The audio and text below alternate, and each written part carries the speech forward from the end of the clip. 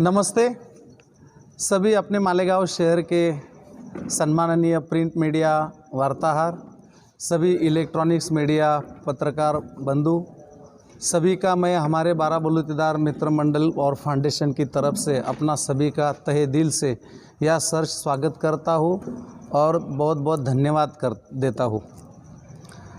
आप सभी जानते हैं हम सभी 12 बलूतेदार मित्र मंडल फाउंडेशन के माध्यम से पिछले 6-7 साल से कोई ना कोई जनता के हित में अच्छे से कार्यक्रम करते रहे हैं। कभी अकाल पड़ा 2018 में तो 5 पानी के टैंकर सिंधुताई के हाथ से लोकार्पण किया और 23-24 खेड़े में और 15-20 वाड़ी बस्तियों में मुफ्त पानी देने का काम, पानी पुरवठा जल सेवा हमने 12 बलूतेदार मित्र मंडल के माध्यम से की। गरीब के बच्चे आगे जाने चाहिए, इसीलिए स्पर्धा परीक्षा का आयोजन किया पिछले साल। उसका नतीजा ऐसा हुआ कि पहली बार मालेगांव तालुके में 66 विद्यार्थी पुलिस भर्ती में पास हुए। जैसे कि गरीब के लिए सर्वरोग निदान शिविर अभी चंदनपुरी में किया, सभी जाति धर्मों के लोगों ने वहाँ बेनिफिट हुआ। कम से कम 700 मरीजों के लिए उपचार किया और बहुत सारे लोगों को उसका फ़ायदा ही हुआ। ऐसे बहुत सारे काम हम अपने 12 बलूतेदार मित्र मंडल के माध्यम से करते हैं। या इधर के भाग में 2 वैकुंठ रथ, गरीब के लिए कभी किसी की दुर्घटना हुई तो शव पेटी, ऐसे काम चलते ही रहते हैं। और उधर के बाजू में भी आज नहीं, जब मैं किसी लीडर को, किसी पॉलिटिशियन को कोई जात धर्म नहीं रहते। इधर मैं 2009 में जब मैं चुन के आया तो इस मालेगांव की मार्केट कमेटी के इतिहास में, 40 वर्ष के इतिहास में पहली बार इफ्तार पार्टी हुई। हिंदू मुस्लिम भाईचारे का संदेश मैंने यहाँ पे दिया मेरे कार्यकाल में। ये सभी मेरे व्यापारी बागवान भाई को मालूमात है। कुश्ती हो, इज्तिमाई शादी हो, ऐसे अपन काम करते रहते।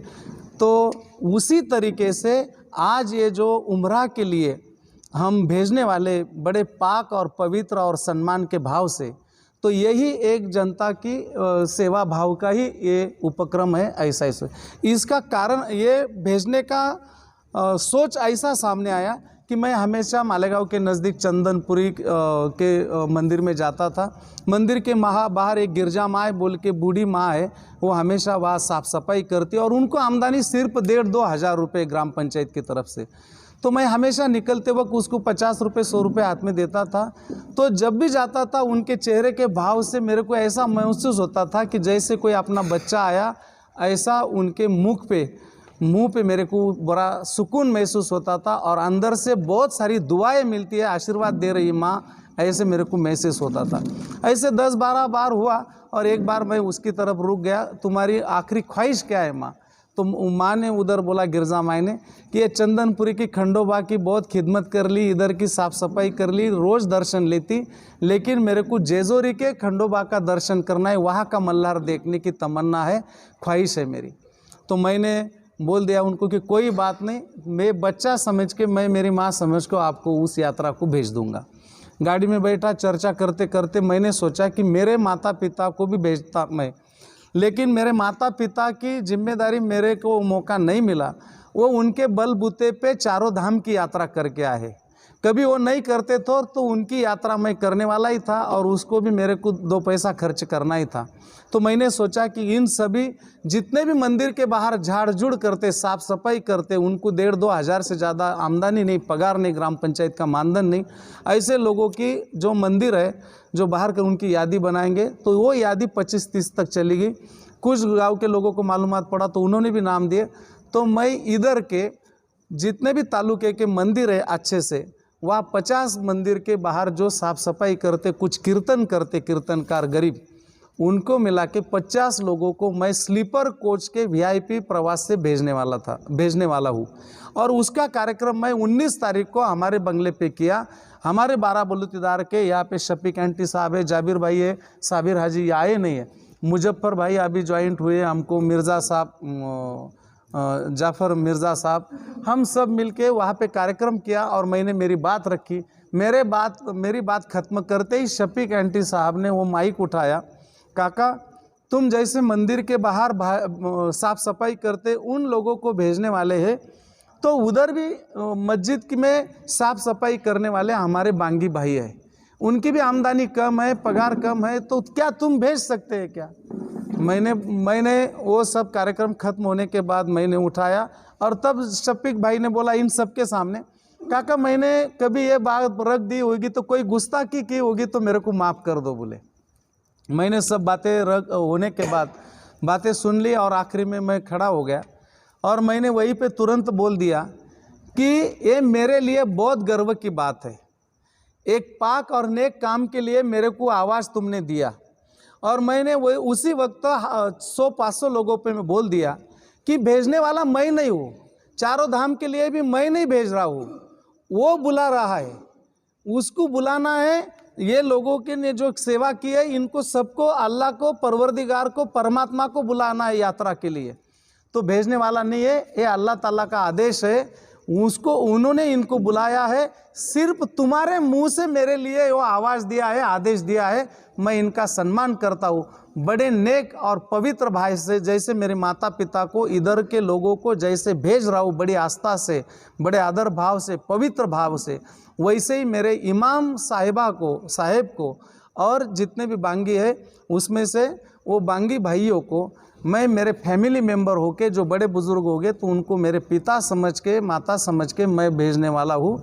ये नेक और पाक काम मेरे लिए होगा, मेरे माध्यम से होगा, ये मेरे लिए बहुत ही बड़ी गर्व की और फ़ख्र की बात है और पुण्य की बात है। पैसा तो कोई भी कमाता है, पुण्य और दुआ बहुत सारे कम कमाते हैं। जिस पे अल्लाह की, परवरदिगार की, परमात्मा की मेहरबानी होगी वही ये नेक काम करेगा।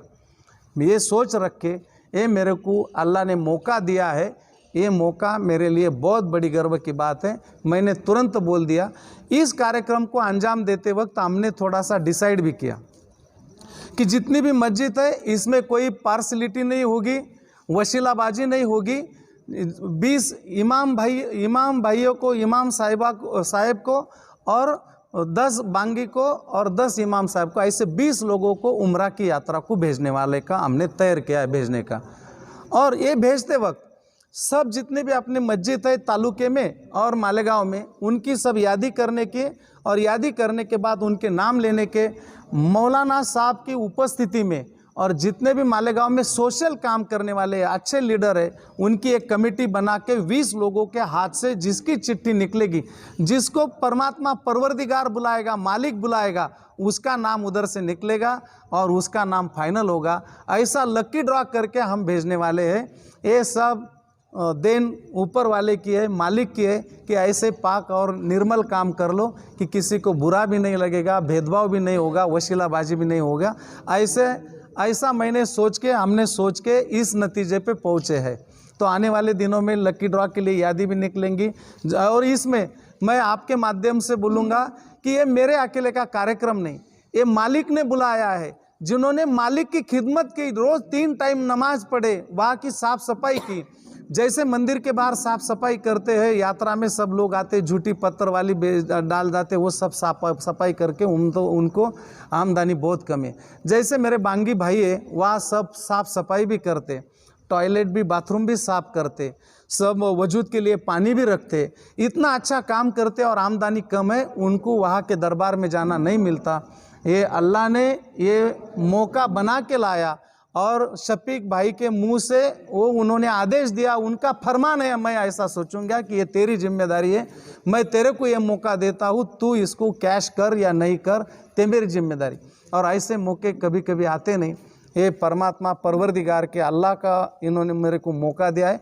मैं जैसे इधर के माता पिता को पवित्र भाव से भेज रहा हूँ, वैसे ही पवित्र भाव से उनको पिताजी समझ के और भाई समझ के, फैमिली मेम्बर समझ के भेज रहा हूँ, इसमें कोई शक नहीं। डायमंड कारपेट, हमारे वहाँ कारपेट, ग्रास, हेडलोन, रेलवे वाला कारपेट होलसेल रेट में दिया जाता है। हमारा पता याद रखें, मुस्तफ़ा बंगार बाजार, डायमंड कारपेट।